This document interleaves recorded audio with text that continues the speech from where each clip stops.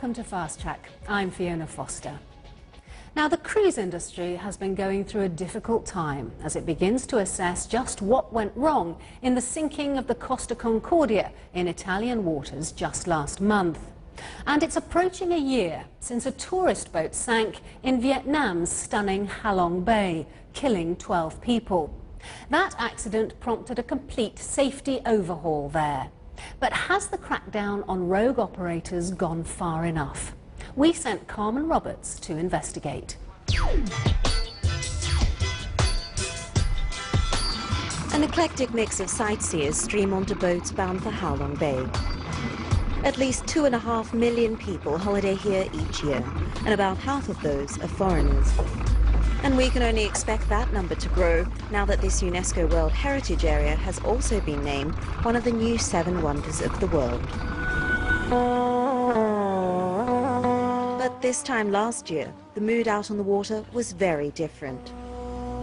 Last February, 11 foreign tourists and a Vietnamese guide drowned after their boat sank shortly before dawn. The valves connecting the junk's engine cooling pipes to the water had been left open during the night, swamping the hull.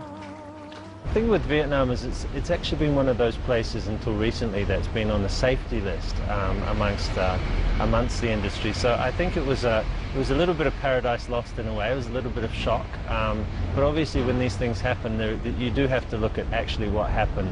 The incident in February last year was human error. Another way to ensure passenger safety is to build sturdier boats.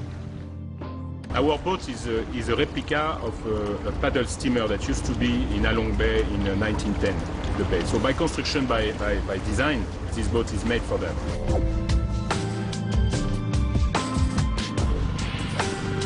The wooden boat in Halong Bay, by design, were fisherman boats. So they were just meant to carry 2 or 3 people, and they were supposed to be a bit fast and sailing boat to go fishing.